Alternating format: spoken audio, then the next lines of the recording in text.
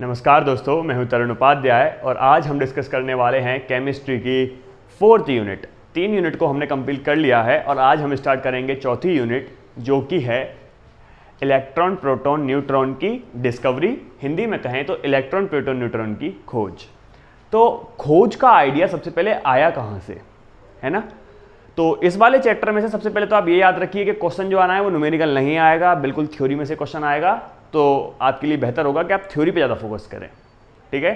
तो मैं कह रहा था कि ये आइडिया कहाँ से आया कि भाई इलेक्ट्रॉन की खोज करनी चाहिए, इलेक्ट्रॉन नाम की कोई चीज़ भी हो सकती है।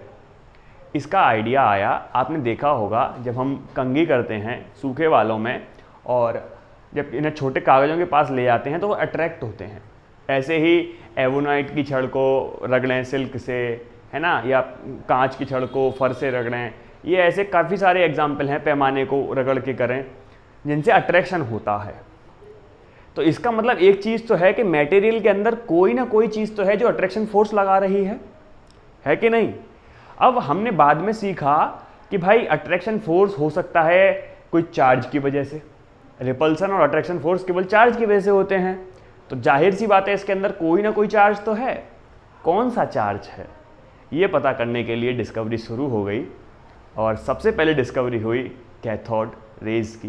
कैथोड रेज की डिस्कवरी के बाद एकदम भौकाल आ गया भाई साहब, और फिर तो तीनों ही हमारे जो फंडामेंटल पार्टिकल्स हैं इलेक्ट्रॉन प्रोटॉन न्यूट्रॉन, तीनों की जो है डिस्कवरी हो गई। तो सबसे पहले जानेंगे कि कैसे कैथोड रेज की जो है डिस्कवरी हुई। तो देखो, जब विलियम क्रुक्स, नाम लिख देता हूं मैं, विलियम क्रुक्स ने एक्सपेरिमेंट कर रहे थे ये, इन्होंने क्या किया कि कांच की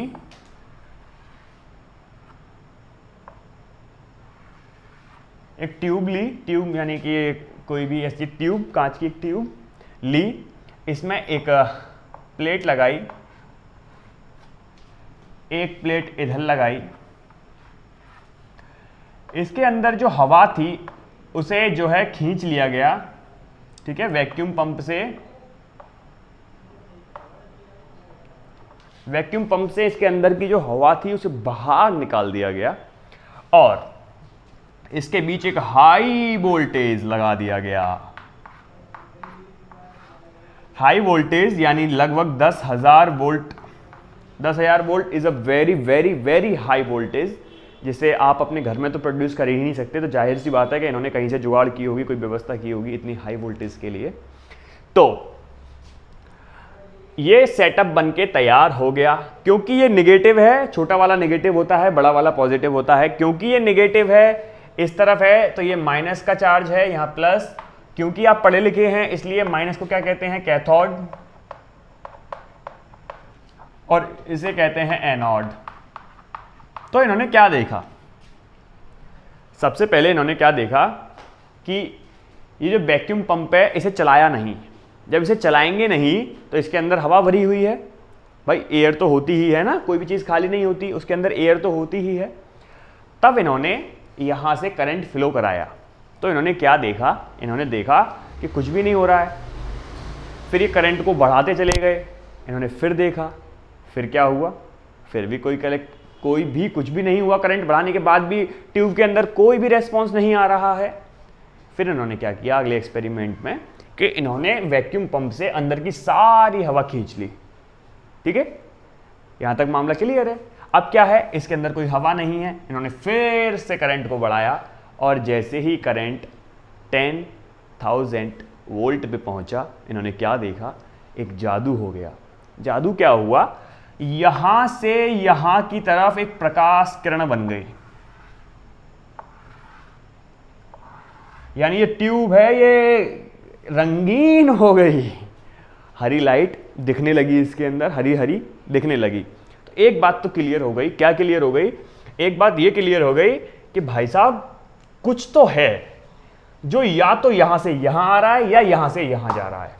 क्योंकि लाइट है, अगर मैं टॉर्च मारूं इधर से या इधर से तो बस आपको तो उतना ही दिखेगा, टॉर्च दिखेगी ही नहीं।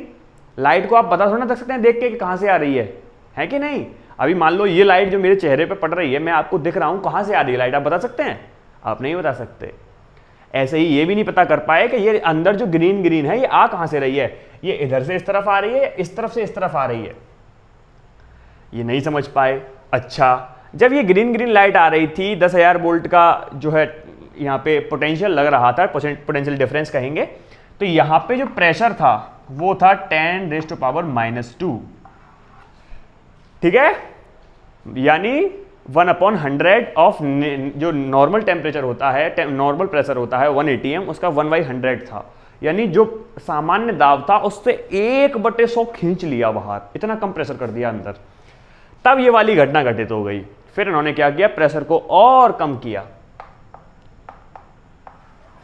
-4 पे ले गए, इसे और चालू कर दिया, इसमें से जो बची कुची हवा थी वो भी खींच ली।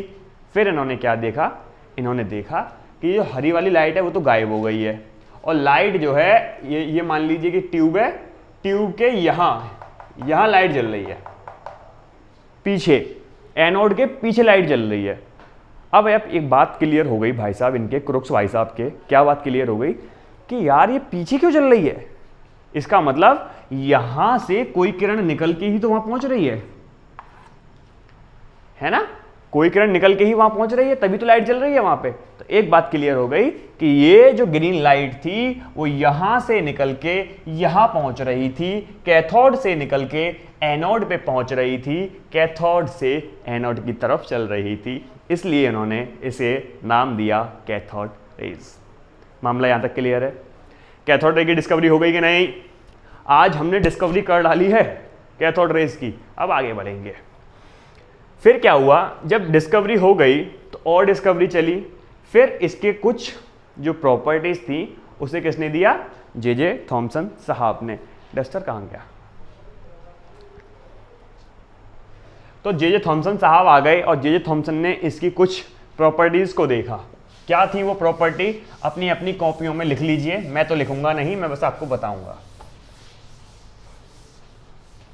देखिए, नंबर 1 जो हर रेज की है वो कैथोड रेज की भी प्रॉपर्टी होती है, क्या? स्ट्रेट लाइन में चलती हैं।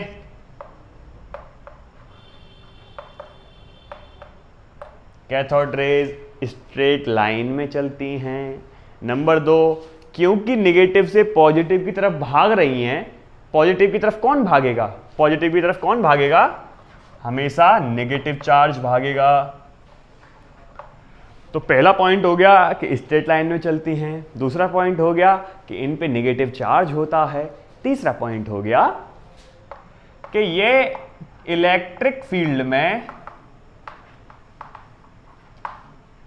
डेविएट हो जाएंगी, ये इलेक्ट्रिक फील्ड के अंदर डेविएट हो जाएंगी। क्यों डेविएट हो जाएंगी? क्योंकि इनके पास एक चार्ज है, चाहे वो पॉजिटिव हो नेगेटिव हो, वो इलेक्ट्रिक फील्ड में डेविएट होना है। क्योंकि इन पे नेगेटिव है तो ये पॉजिटिव फील्ड की तरफ डेविएट हो जाएंगी। अगला पॉइंट आता है, ये मैग्नेटिक फील्ड में भी डेविएट हो जाएंगी। चार्ज जो है वो मैग्नेटिक फील्ड में भी डेविएट होता है, हम जानते हैं फ्लेमिंग का लेफ्ट हैंड रूल। ठीक है, इसके बाद इनमें थोड़ा सा तो मास होता ही है, इसलिए जिस सरफेस पे गिरेंगी उसे गर्म कर देंगी, हीट डेवलप करेंगी। नंबर 6, इनके अंदर पेनिट्रेशन पावर होती है।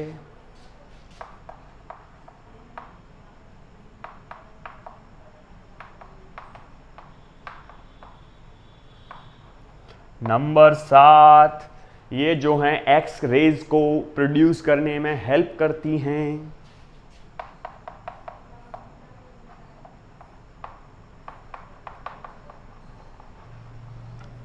नंबर 8, क्या है नंबर 8? नंबर 8 ये है, ये जो कैथोड रेज हैं ये फोटोग्राफिक प्लेट को प्रभावित करती हैं।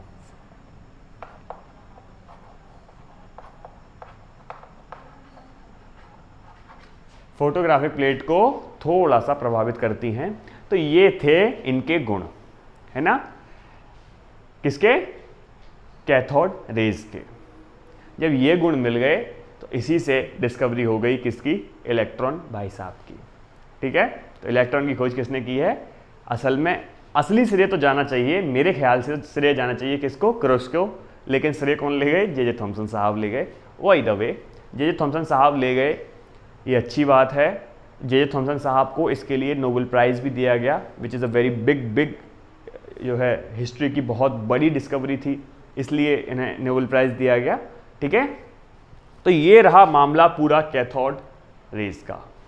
अब आता है कैथोड रेज का E/m कैसे निकालेंगे।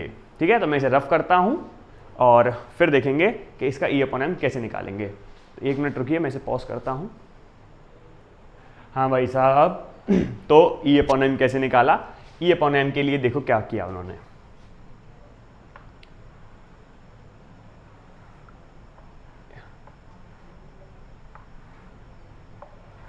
कुछ इस तरीके से जो है एक ट्यूब ली, ठीक है, मान लीजिए, तो उसके अंदर यहाँ पे कैथोड था, फिर यहाँ पे एक एनोड था जिसके अंदर जाली लगी हुई थी। इसको शार्प करने के लिए एक बहुत छोटा सा छेद किया गया था। इनके बीच में बहुत हाई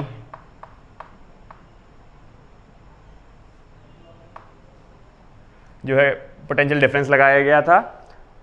फिर क्या किया, पोटेंशियल डिफरेंस लगा दिया तो इलेक्ट्रिक फील्ड जनरेट हो गया, है ना, यहाँ पे और यहाँ पे तो इलेक्ट्रिक फील्ड हो गया, है ना।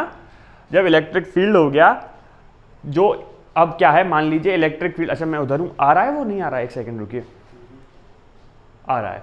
तो मान लीजिए कि इलेक्ट्रिक फील्ड ऐसे लग रहा है ना, यहाँ पे ऐसे तो लग रहा है, यूं ऊपर से नीचे की तरफ इलेक्ट्रिक फील्ड लग रहा है, इसी के परपेंडिकुलर यानी ऐसे इलेक्ट्रिक फील्ड ऐसे लग रहा है, इसके परपेंडिकुलर ऐसे मैग्नेटिक फील्ड लगा दिया गया। मैग्नेटिक फील्ड कैसे लगाएं, ऐसे मान लीजिए यहाँ मैं मैग्नेट लगा देता हूँ, ऐसे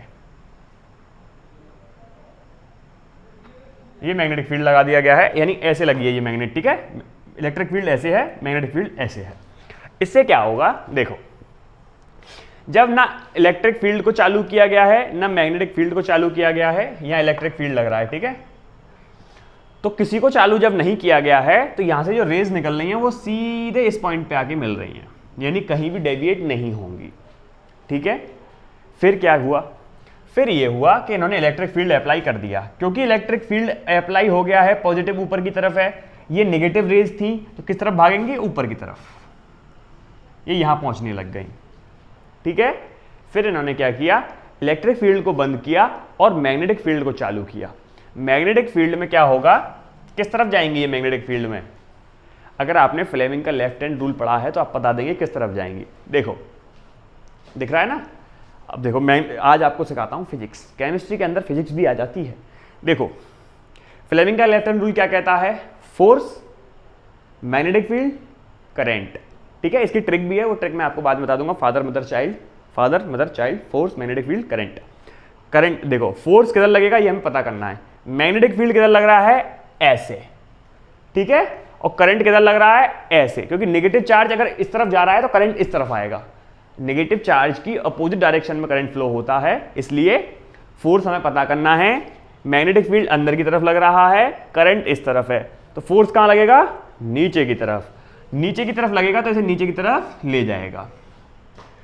तो ये इलेक्ट्रिक फील्ड के साथ ऊपर की तरफ जाते हैं, मैग्नेटिक फील्ड के साथ नीचे की तरफ जाते हैं।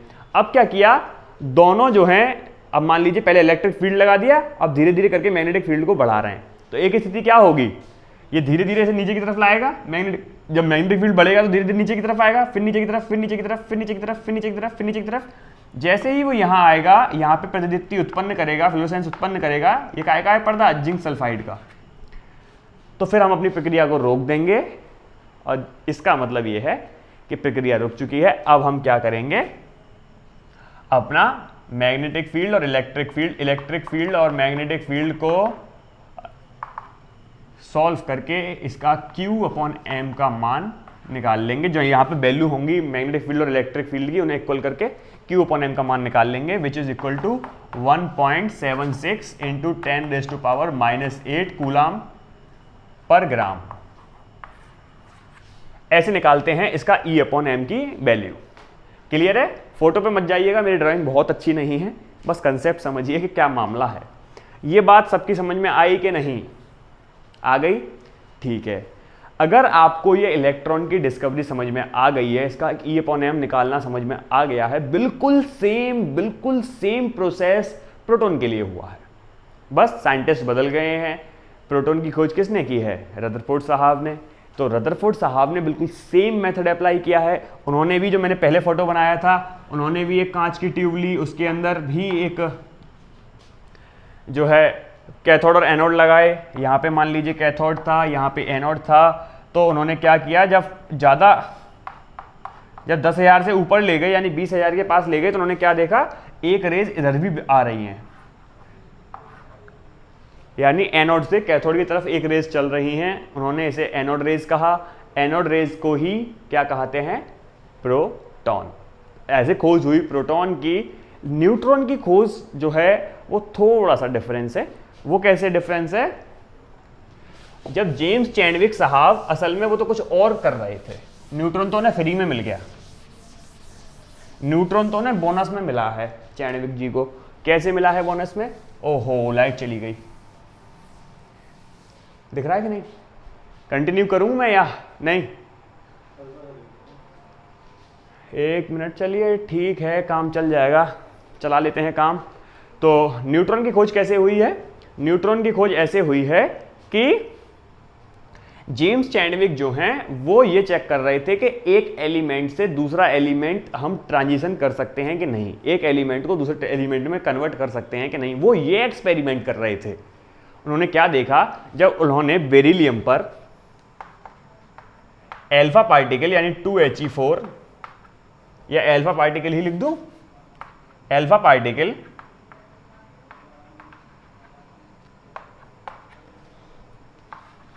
की बौछार करी, तो उन्होंने क्या देखा, अल्फा की 2He4 लिख देता हूं, 6C12 प्लस 0N1। उन्होंने क्या देखा, 6C12, ठीक है। तो उन्होंने क्या देखा कि एक नया पार्टिकल बन गया है।